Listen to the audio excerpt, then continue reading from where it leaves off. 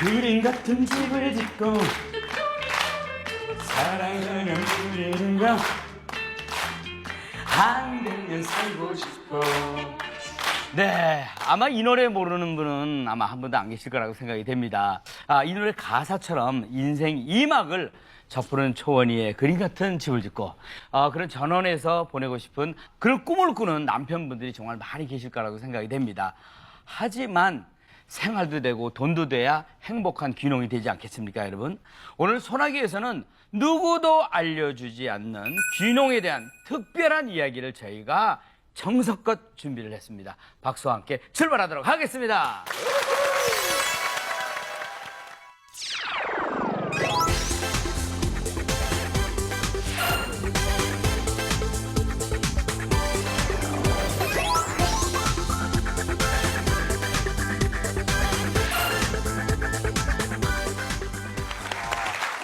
윤택 씨는 이제 네. 언제부터인가 야생 전문 개그맨이 됐습니까? 그러게 말이죠. 아하. 네. 그 얼굴은 정말 농촌에서 많이 고생하셨을 것 같은. 근데 반전이죠. 네. 도시에서 태어나가지고 말이죠. 아하. 네, 사실은 그렇게 보이는데 전혀 농사는 접은 적 없고요. 네. 그냥 도시 남자입니다, 사실은.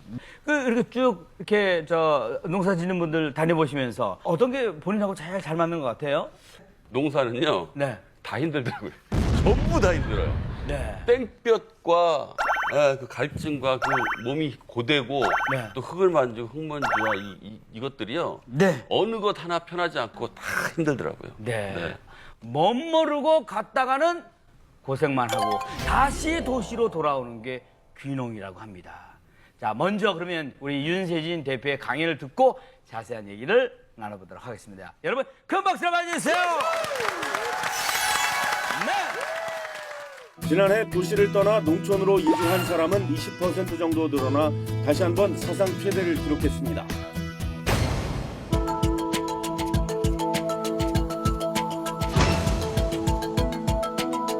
정보라든지 지식이 없는 사람이 시작하려고 하다 보니까 굉장히 어려움이 많았습니다. 얼마의 돈이 들어가야 돼? 어떤 노력이 들어가야 돼? 과수원 차리다 돈 다 쓰세요. 농업을 어떻게 표현합니까? 개천에서 용날 수 있는 마지막 기회의 땅이라고. 귀농은 요새 굉장히 붐이죠. 근데 귀농하신다는 건 취업이란 개념이 아니고요. 거의 사업에 가깝습니다. 그것도 도시인 입장에서 보면 굉장히 낯선 사업이죠. 낯선 사업인데 낯선 사업을 할 때 피할 수 없는 게 바로 시행착오 같습니다. 농업은 땅을 사야 되는 전제 조건이 있다 보니까 한번 이거 아니다 그랬을 때 다른 걸로 전환하기가 굉장히 어렵습니다. 다음이 없어요. 근데 그걸로 끝이에요. 저는 성공하는 귀농을 말씀드릴 재주는 별로 없어요. 단지 사업에 있어서 실패하지 않는 법에 대해서 오늘 좀 강의합니다. 실패하지 않는 법이 보통 얘기하면 두 가지가 있대요. 뭘 것 같으세요? 그렇죠. 첫 번째는 실패할 걸 애시당초 피하시는 거예요. 잘 고르시는 겁니다. 네, 나랑 잘 맞는 걸로. 두 번째 뭘까요? 정답이죠. 카피 뜨시는 거예요. 성공하신 농업인을 그대로 따라 하시는 거예요. 그럼 적어도 검증된 법을 하니까 성공은 몰라도 실패는 덜 하실 수 있습니다. 귀농하시는 꼭 생각해 보시라고 하는 것들을 몇 가지를 말씀드릴게요. 바로 장이란 말과 장사라는 두 글자의 차이를 꼭 구분하세요라는 걸 첫 번째 나옵니다. 장인, 어떤 의미이실 것 같아요? 여러분 생각에 장인. 장인은 잘 만들 생각을 훨씬 많이 하시는 분. 장사는 잘 팔 생각을 훨씬 많이 하시는 분 같아요. 과거 저희 아버님 세대에는요. 먹을 게 일단 농산물이 부족하죠. 그러니까 누군가 생산하면 누군가 사갔어요. 그러니 나한테 가장 큰 돈 되는 건 뭡니까? 잘 만드시는 거예요. 잘 만들어야 비싸게 파니까. 근데 지금 세월이 변한 것 같아요. 어떻게 변합니까? 먹을 게 넘쳐나요. 먹을 게 넘쳐나는 것보다 더 무서운 게 있죠. 사먹는 소비자의 불신의 시대래요. 내 가족이 먹을 만큼 정성으로 키운 농산물을 사먹는 사람들은 중국산인가? 라고 쳐다보는 거예요. 신뢰를 주지 않으면 제값받기가 굉장히 어렵다는 겁니다.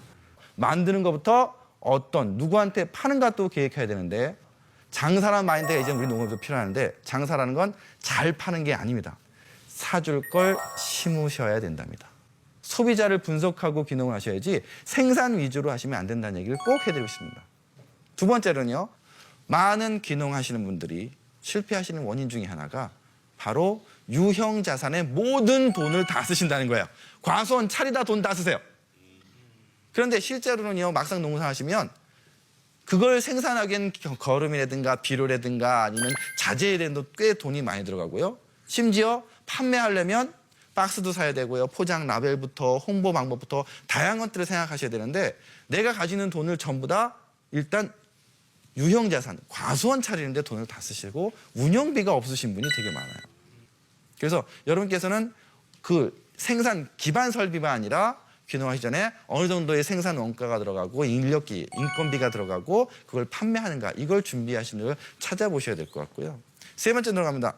상생 귀농이란 말을 꼭 드리고 싶어요. 귀농하시는 분들은요, 지영민 입장에서 보면 실패해도 민폐, 성공해도 민폐라고 하십니다. 왜 그러냐? 일단 실패하면 동네 분위기를 망쳐요. 예. 그럼 성공하면요? 배가 아파와요. 왜? 나보다 잘하네? 어떻게 보면 당연한 거죠. 농업만 해당되는 얘기가 아닙니다. 저기 보세요. 먹자 골목에 하면 수없는 먹거리 가게가 있는데 거기에 수많은 가게에 치킨집이 하나 넣은 거랑 똑같은 거예요. 그 있는 상가 입장에서 반가울까요? 경쟁자죠. 한 가지 예를 들겠습니다. 강원도 화천의 얘기를 드릴게요. 토마토 농장이 대표적인 사례인데요. 말씀드린 것처럼 이 사장님은 평생을 토마토 농사를 지었기 때문에 품질에 대한 자신이 있으셨어요.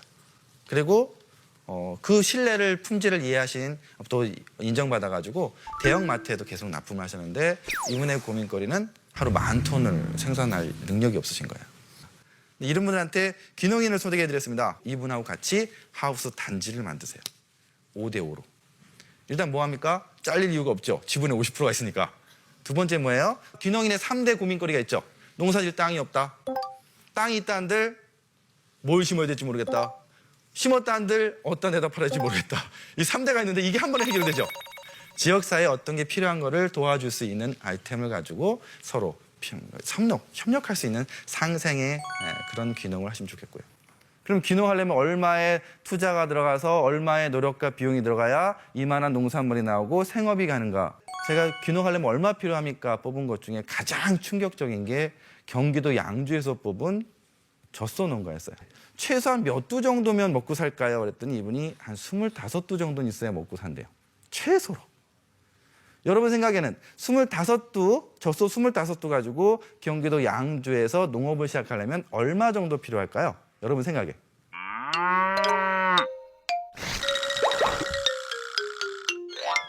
10억. 오, 10억짜리 계세요. 또 30억. 여기 경매장 같아요. 누구 낙찰해야 될까요? 그분들이 불러주신 걸 그대로 받아 적었더니 새로 사면 얼마요? 시설만 들어가고 소만 들어가는 게 아니라 낙농은 또 커터라고 그래가지고 우유에 대한 권리금 같은 걸 또 내야 된대요. 이렇게 새로 싹 하면 얼마 들어갑니까? 했더니 30억 들어간답니다. 30억 들어간답니다. 너무 놀랐는데 저보다 더 놀란 사람이 누구예요? 불러주신 분들이 제일 놀래요. 내가? 내가 그렇게 있나? 내친 김에 좀 물어봤어요. 그러면 생산량이 2배로 늘어요. 얼마 필요할까요? 그랬더니 생산량이 2배로 늘어나면 얼마 필요할 것 같으세요, 여러분? 25대에 30억. 50두에. 예. 33억. 소만 추가하면 된대요.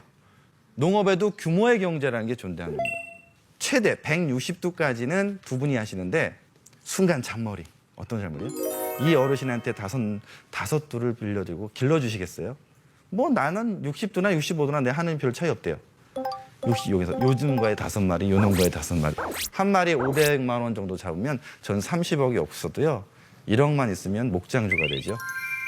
어떻게 하면 우리 농업이 변하면서 여러분이 기존에 가지고 있는 특히 젊은 세대가 도시에서 익숙한 시스템을 가지고 변화하는 농업에 접목을 하면요. 좋은 사업 기회가 날 것 같거든요.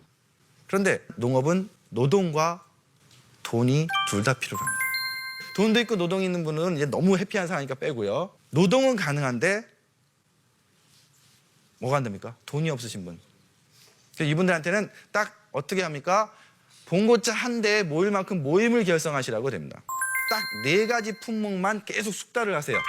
4가지를 한 2, 3년 두고선 계속 숙련하신 다음에 봄에는 경기도에서 일손으로 도와드리고요. 여름에는 중분이라 가서 과수로 도와드리고요. 가을에는 추수로 도와준 다음에 겨울엔 제주도 넘어가세요. 그럼 1년 내내 일하실 수 있어요. 무자본으로. 마지막으로는 돈도 없고 뭐도 없어요? 노동도 안 되시는 분들은요. 내가 가지고 있는 인맥이나 해서 유통업 쪽으로 하시는 것도 굉장히 좋습니다. 왜 이런 말씀드리냐면 공군에 입대한 제 친구가 있길래 친구들이 야 전투기 뭐냐라고 물었더니 그 친구가 머쓱하게 웃으면서 공군 입대했다고 다 전투기 모는 거 아니다. 난 새 쫓는다 그랬거든요. 무슨 뜻이냐면 우리 농업에는요. 농업 생산자만 있는 게 아니에요. 농업도 다양한 군의 사람들이 있습니다. 그럼 여러분께서는요. 여러분이 사회상에서 가장 잘하던 걸 가지고 결합을 하시면 굉장히 좋은 모델이 나옵니다. 나는 스마트폰이나 인터넷에 익숙하시다. 그럼 그걸 도와드려도 굉장히 좋은 사업이 되고요. 또 한 가지는 전국에 체험마을부터 해가지고 이런 다양한 산업들이 많이 많아요. 문제는 홍보가 안 돼서 그 좋은 시설에 놀고 있어요. 이거를 전문적으로 영업하셔서 그다음에 그 수수료를 어떤 수입원을 가지시면 되고요. 마지막으로는 또 뭡니까? 우리 농업은 점점 규모화되고 기업화됩니다. 이분들이 평생 농산물은 잘 생산하시는데 이걸 경영 관리하거나 회계 처리하는 분 인력이 굉장히 부족하세요.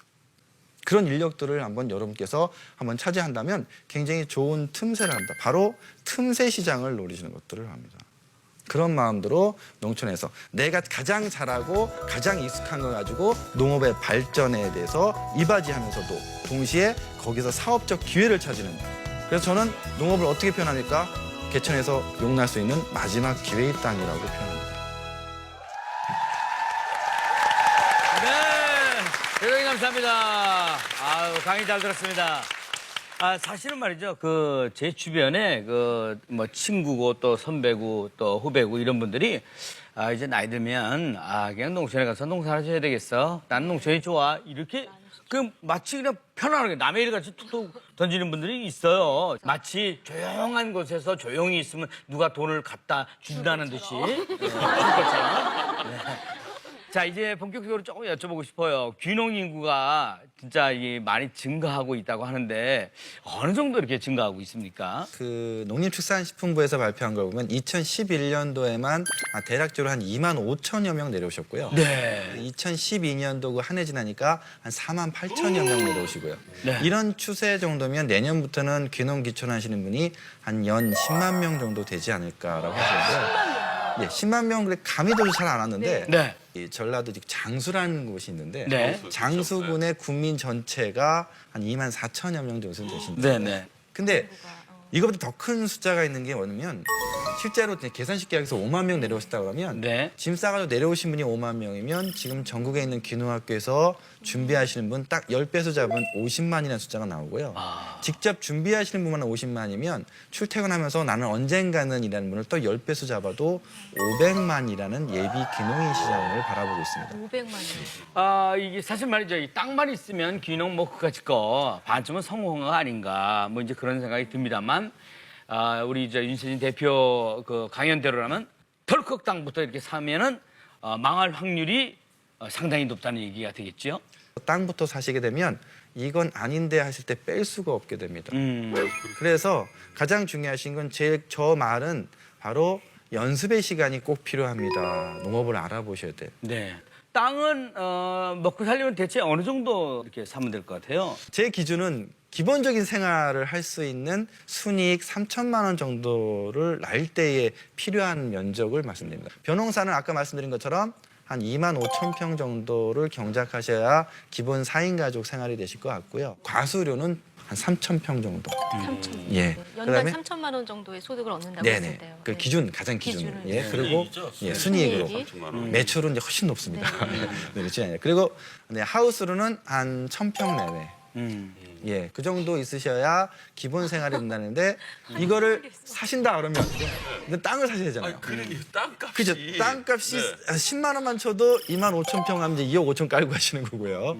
과수 같은 경우에 한 제가 7천 평을 예상한다면 7천 평 정도로 장수군에서 마련하시는데 한 10억 정도가 들어가셨대요. 네네. 근데 1년에 들어가는 자재값만 6천만 원 정도 들어가시고요.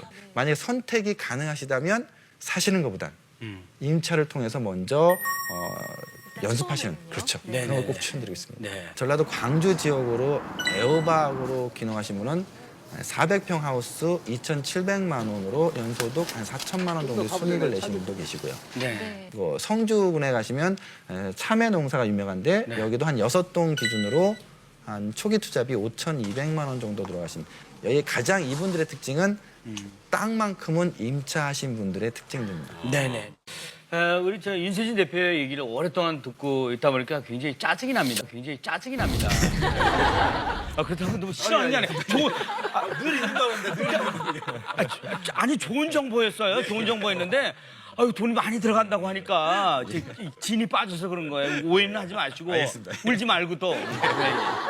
지금 뭐 블루베리 총각이라고 이렇게 이렇게 명찰을 달았는데 네. 지금 몇 살이에요? 저는 32입니다. 32. 네네. 근데 지금 블루베리 농장 경력은 몇 년이나 되셨습니까? 올해로 4년 차 됐습니다. 4년 차. 네. 전공은 뭐였습니까? 저는 정보사회학 전공했습니다. 전혀 다릅니다. 정보사회입니다. 그렇죠? 네네. 그쪽으로도 취직해도 얼마든지 할 수 있는데 왜 내가 농사를 지으려고 이렇게 생각을 하셨습니까? 굉장히 큰 개념의 농업을 저는 생각을 했었고요. 예. 그래서 그렇게 생각을 하니까 농업이라는 게 모든 일을 다 할 수 있는 분야더라고요. 예. 생산을 하면서 가공도 할 수 있고 판매도 할 수 있고 관광도 할 수 있고 굉장히 여러 가지 사업으로 뻗어나갈 수 있겠다라는 그런 가능성을 좀 봤습니다. 시행착오 같은 건 없었나요? 근데 막상 실제로 제가 농업을 하면서 느낀 거는 뭐 책하고는 너무 다르더라고요. 뭐 이를테면 책에서는 뭐 몇 센치 깊이로 뭐 흙을 몇 대 몇으로 섞어서 이렇게 뭐 심어줘라 이렇게 나옵니다. 근데 그거는 사실 한두 그루 심을 때는 그렇게 할 수 있을 것 같아요. 근데 뭐 저 같은 경우에 막 몇백 그루씩 심어야 되는데 흙을 막 이렇게 쌓아놓고 그걸 배합을 양을 맞춘다는 것도 너무 어려운 일이었고 블루베리를 선택한 이유가 뭐라고 하셨죠? 저는 그러니까 농업을 해야지라고 마음을 먹고 나서 그 품종을 선택한 게 아니고요. 예. 전체적인 이제 농업 경영을 생각하면서 블루베리라는 품종 때문에 농업을 하게 된 케이스입니다. 네, 네. 분명히 블루베리라는 건 과일인데 약처럼 나오는 거예요, TV에서. 지금도 제가 판매를 하면서도 소비자들이 저한테 물어봅니다. 하루에 몇 알씩 먹어요? 이 과일이거든요, 분명히. 근데 하루에 몇 알씩 먹어야 되는지 복용량을 물어보는 거예요. 그래서 이런 그런 어떤 특색이 있다는 거를 제가 느낌을 받아서 그럼 이 블루베리를 가지고 뭔가를 해보면 괜찮겠다. 지금 말씀하시는 성공 사례시고 또 굉장히 유명하시니까 딱 보시면 혹시라도 나도 그럼 블루베리를 해야겠다라는 생각이 있을까 봐. 또 하려구나. 네, 한 가지 말씀드리면 저는 반대로 가장 말리는 품종 중에 하나가 블루베리입니다. 왜요? 내가 할 수 있는 건 남들도 할 수 있다는 거 꼭 염두에 두셔야 돼요. 어떻게 보면 뒤에 오신 분들은 끝물을 탈 수 있으니까 이건 신중하시면 어떻겠습니까? 신중해야 되겠다. 네. 자, 한때 그 미스 A인가요? 미스 A의 그 수지의 블루베리 총각이었다고 들었어요. 뭔가요? 그런 얘기 한번. 네. 저희 농장에서 왜 청춘불패라는 그 프로그램, 프로그램. 그 프로그램을 촬영을 왔었는데 그 마지막 방송 때 뭐 이제 기억에 남는 게스트가 누구였냐라고 이렇게 물어보는 그런 시간을 갖더라고요. 예. 저는 블루베리 총각. 아, 맞아. 되게 좋아한다. 이런 남자랑 결혼하면 좋겠다는 생각을. 블루베리 쳐줘. 야, 블루베리 대박. 검색어 1등을 이틀 했습니다. 그렇군요. 네네. 그 프로그램 이후에 수지 씨하고 혹시 그 만나거나 전혀 없었습니다. 연락하거나 뭐 문자를 주고받거나 뭐 전혀 없었어요. 전혀 없었어요. 네. 연락 바랍니다. 그건 그렇고 정말 4년에서 성공했잖아요. 그 젊은 분홍으로 이제 불리고 있거든요. 우리는 또 이 제일 궁금해지는 게 아주 단순하게 우리는 좀 단순하거든요. 얼마나 버는지. 똑같은 생각하죠. 예, 그렇죠? 네. 뭐 작년에 이어서 올해도 그렇고 내년에도 제 목표는 살아남는 게 목표입니다. 그러니까 얼마냐고요. 지금 현재 매출은 1억 한 3천 정도 되는 것 같아요. 순매출이 그게 순이익이 1억 3천이에요. 아니 매출이요. 매출. 네, 매출. 네, 죄송합니다. 다시 들어가는 돈들이 많기 때문에 네, 재투자되는 비율이 많고 또 이제 직원 월급도 줘야 되고 네. 뭐 이제 그러다 보면 아직은 뭐 돈을 번다는 개념보다는 그냥 잘 커가는 중이다. 지금 매출이 나와서 꼭 얘기를 드리고 싶은 게 있는데요. 많은 분들이 억대 농부에 대한 환상이 많으십니다. 매출이 억대인 분은 정말 많으신데 문제는 억대로 나갑니다. 예. 많은 분들이 억대로 통장만 찍고 나가시는 분도 상당히 있다 보니까 이런 것들은 꼭 감안하셔야 될 것 지금 뭐 같습니다. 소소득 매출 얘기해 주셨는데 올해 발표된 통계청 자료를 한번 보면요. 1억 원 이상 소득을 올리는 농업인이 전체 농가의 2% 선이라고 합니다. 2%. 지난해 농가 가구당 평균 총소득이 3,452만 원. 그러니까 3,452만 원이 뭐 괜찮지 않아 이렇게 생각할 수 있는데요. 그 가계 지출이 3,026만 원이라고 해요. 그러니까 연간 순이익이 400여만 원밖에 되지 않는 것으로 조사가 되는 거거든요. 그러니까 분홍의 꿈을 안고 농촌으로 가지만 내가 기대한 만큼의 수익을 얻어오는 경우는 이렇게 많지 않은 것으로 조사가 그렇지 못하는 됐더라고요. 경우가 네. 많다. 윤택 씨 같은 경우에 네. 그 전국 각지 많이 다니면서 자연인들과 접하면서 귀농에 대해서 생각해 본 적은 한 번도 없었습니까? 그러니까 정확히 말씀드리면요. 네. 아주 깊은 산 속으로 약간의 이제 농사를 짓기 위해서 전도 이렇게 좀 마련을 하고 이렇게 산 좀 마련을 했거든요. 아, 실제로 땅을 좀 사셨어요. 예, 저희 강원도 이제 홍천 지역에다가 제가 좀 욕심을 좀 많이 내서 네. 좀 많이 좀 샀어요. 네. 그 이유는 그 매입한 이유가 이유는 이제 그 이후에 이제 자연인으로 살면서 그 주변을 좀 개발해서 네. 농사도 짓고 말하자면 우리가 흔히 생각할 수 있는 뭐 펜션이라든가 뭐 이런 것들로 그러니까 자연인으로 살 수 있는 체험을 좀 경험을 좀 하게끔 여러 가지 그냥 막 머릿속은 아직도 정리가 안 됐습니다만. 네네. 네, 아, 이제 그래도 귀농귀촌의 꿈은 있으시군요. 그럼요. 네. 아니, 근데 진짜 제가 생각해도 지금 정리가 하나도 안 돼 있어요. 정리가 하나도 안 돼 있어요. 저런 거 실천에 옮기면 아주 망하기 100%입니다. 지금 아무것도 정리가 안 제가 되면 지금 두려운 게요. 그냥 땅만 사놨으니까 법적으로 땅만 정리돼 있고 지금 뭐 계획이 안 돼 있으니까. 제 생각에는 여기 저 윤세진 대표를 잘 지금 알아가지고 그래서 좀 친하게 지내려고. 자주 네. 친하게 지내는 그 수밖에 없는 것 같습니다. 네. 근데 이런 거 있지 않습니까? 그 농촌 분들이 그 정이 많은 반면에 외지 사람들이 이렇게 들어오는 거에 대해서 조금 배타적이라는 얘기도 없지 않아 있을 수 있는데 그건 어떤 경험을 갖고 계세요? 그러니까 저는 처음에 갔을 때 좀 예. 불행인지 다행인지 네네. 저는 마을 안에 있질 않아요. 저희 집이. 아, 좀 떨어져. 이쪽 마을하고 이쪽 마을하고 이렇게 언덕을 넘어가는데 그 언덕 꼭대기에 제가 살거든요. 있네요. 집을. 지나다니면서 저희 집을 항상 이렇게 쳐다보세요. 이분들이 쳐다보고 저기는 뭐 하는 데지 그건데 한 1년 정도는 거의 교류를 안 하고 저는 살았어요. 왜냐하면 산 갈아서 나무 심고 뭐 가꾸고 하는 것 자체가 저한테는 너무 버거운 일들이었기 네네. 때문에 거의 뭐 두문불출하고 농장 안에서만 있었고요. 참 그건 누가 시켜서 할 일도 아니고 아침에 일어나서 이제 자기가 일을 시작하는 게 그게 출근이잖아요. 그야말로 자승자강이 이루어져야 이루어 나갈 수 있는 일인데 참 훌륭합니다. 제가 딸이라도 있으면 그냥 바로 그냥 뭐 아이고 내 딸이 그냥 수지였다면 바로 그냥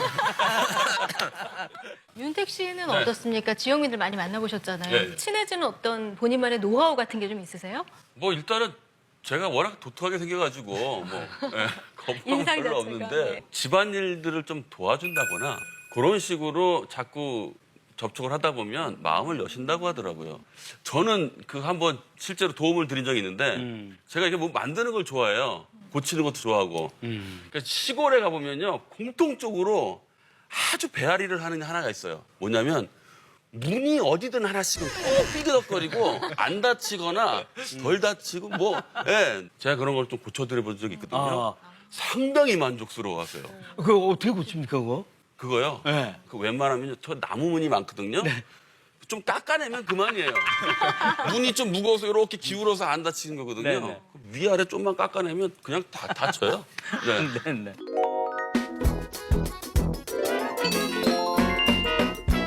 귀농의 적절한 시기를 우리가 찾는다면 언제가 가장 적당할까요? 농업은 노동이라는 게 들어갈 수밖에 없고요. 네. 자본에 들어가니까 한 장년층 정도 한 뭐 연령대 한 40에서 50대 사이가 40 가장 중반쯤? 네네. 적응하기 가장 좋지 않을까. 기대와 생각이 있다면 조금 일찍부터 생각할 필요는 저 있겠네요. 이러한 질문을 제가 똑같이 한번 해본 적이 있어요. 네. 동네 어르신한테.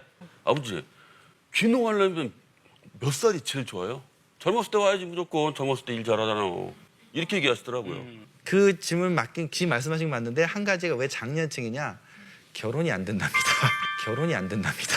그래서 결혼을 하고 내려가야 된답니다. 젊어서 내려가면 결혼이 안 된답니다. 그 중요하죠, 그거. 중요한 그래서 작년 때 네. 유태 씨는 만약에 귀농을 하게 된다 그러면 아내가 찬성할까요? 설득 중에 있습니다. 네, 설득 중에 있습니다. 은근슬쩍 한번 얘기를 해봤는데 네네네. 이 여자들의 입장에서는 굉장히 쉬운 일이 아니더라고요. 네. 굉장히 어려운 심지어 파리, 바퀴벌레. 엄마! 어디 저 시골 농촌 가면요. 네. 맨 벌레 투성이에요. 그거에 마음을 내려놓기라는 건 쉽지 않습니다. 이 막간을 리서치를 한번 이렇게 가져보도록 하겠습니다. 여러분 저 OX판 지금 다 깔고 계시죠? 내가 귀농을 한다고 하면 아내가 따라올 것이다. 남자만 하나, 둘, 셋 들어주세요. 근데 O는 한 3분 정도밖에 안 되고 X가 상당히 좀 많은 네, 편이에요. 그렇죠. 아마 아내가 따라오지 않을 것이다. 그럼 여자한테 한번 직접 여쭤보세요. 남편이 가자고 하면 나는 남편 따라서 귀농할 것이다. 자, 하나, 둘, 셋. 들어주세요.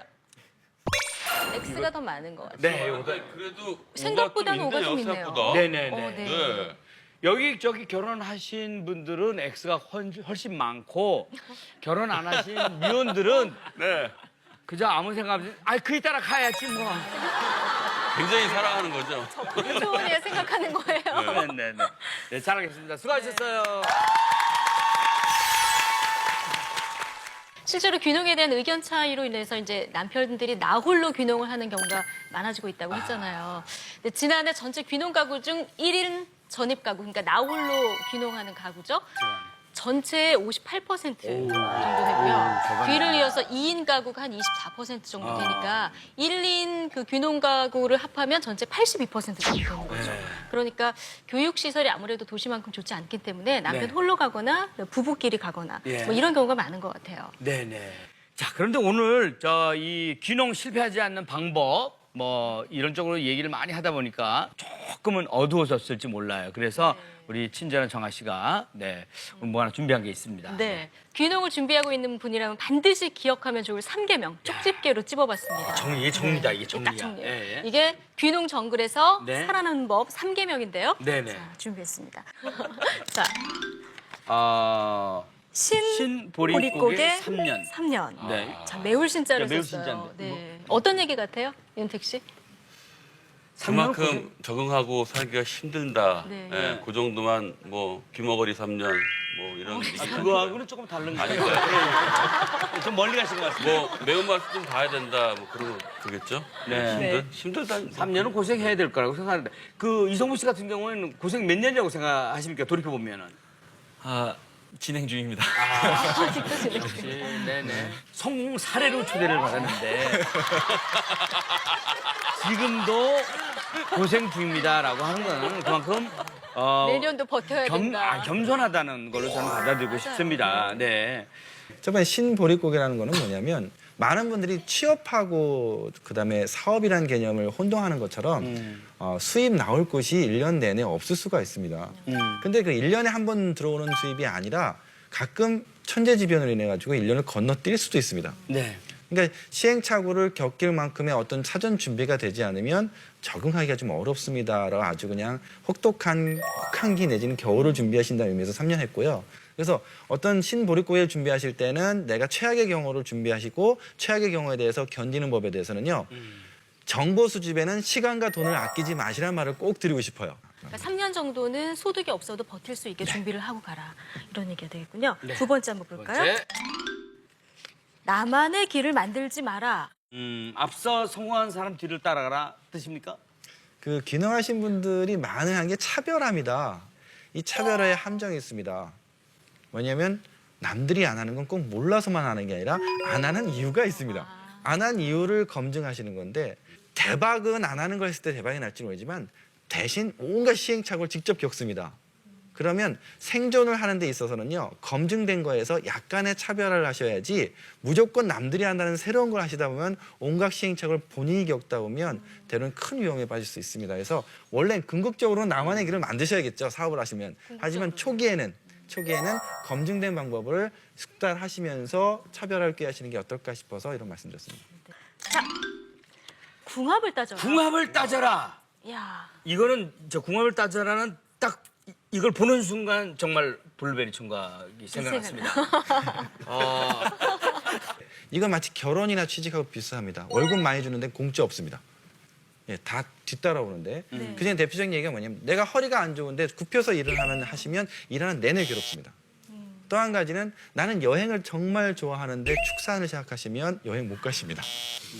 근본적으로 내가 좋아하는 성향과 그다음에 이 농업에 근본적으로 가지고 있는 성향을 맞춰야지 무조건 소득이나 되냐 돈이 되냐 이런 것만 따지시다 보면은 굉장히 큰 어려움이 있으니까 우선 나를 잘 분석하시고 그 성향 기본적인 걸 맞추시라는 의미에서 말씀드렸습니다.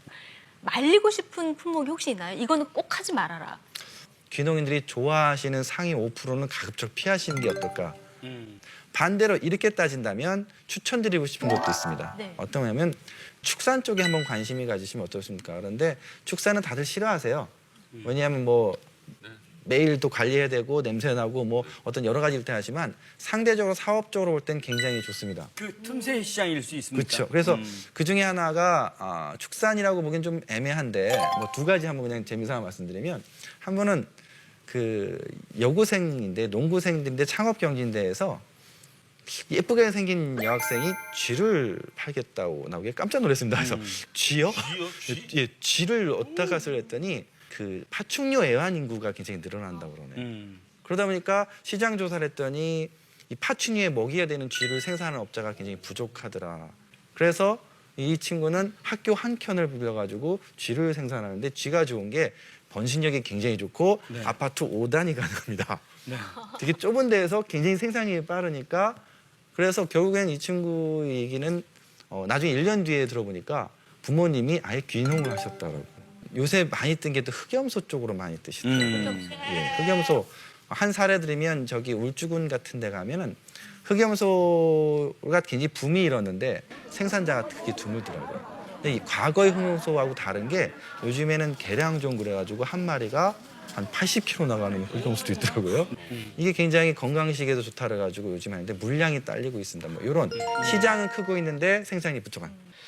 이성무 씨 오늘 대단히 감사합니다. 정말 생각대로 사는 멋진 젊은이라고 저 생각을 하고 있고요. 앞으로 그 지금 사귀고 있는 여자는 없죠? 네네. 예. 그 이성무 씨를 이해하는 그리고 또 농업을 이해하는 그런 아주 아리따운 아가씨하고 만나서 참 정말 이쁜 그런 삶을 가정을 꾸려갔으면 하는 바람입니다. 응원하고 싶어요, 네, 정말. 박수 한번 보내주세요. 자, 오늘 뭐 좋은 얘기 정말 많이 해주셨습니다만 그래도 아주 짧게 마무리를 아주 임팩트 있게 해주신다면? 제 직업이 원래는 그 재테크 강사였습니다. 근데 재테크 강의를 하다 보니까 대전만 가더라도 강사료 할증이 붙고 막 이러는데 농업 쪽은 지방으로 갈수록 할인이 일어납니다. 지방 예산이 없다고. 그럼에도 제가 직업으로서 이직을 할 거는요. 봉사가 아니라 철저한 계산하에 농업에 큰 기회가 있다고 해서 저는 올인하고 있습니다. 여러분한테도 바로 그걸 말씀드리고 싶고요. 개천에서 용날 수 있는 마지막 기회, 귀농에 한번 관심 가져주세요. 네, 여러분 대단히 감사합니다. 자, 오늘의 한 줄 정리. 앞서 뭐 얘기가 나왔지만 이 한 줄만큼은 귀농을 잘 설명하는 것이 없다고 저는 생각을 합니다. 귀농은 이민이다. 마치 다른 나라에 가서 새 터전을 일구는 것처럼 철저히 준비하고 공부해야만 행복한 귀농 그리고 행복한 인생 이막이 가능하다는 것을 잊지 마시기 바랍니다. 함께해 주신 여러분 대단히 감사합니다. 고맙습니다.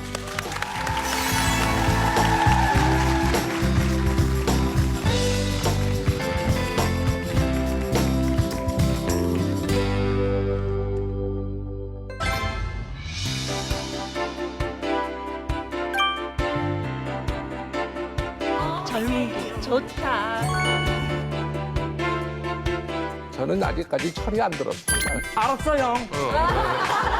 트럼펫하고요. 저 혼자 이분 뒤집어 쓰고 합니다. 내 인생은 이걸로 끝이구나. 이게 막장으로 접어들었구나. 죽으면 안 된다. 여기서 치면 안 된다. 나에게도 희망은 있다. 나를 불러주는 사람이 있다는 게 얼마나 감사합니까? 메아리 소리가 들려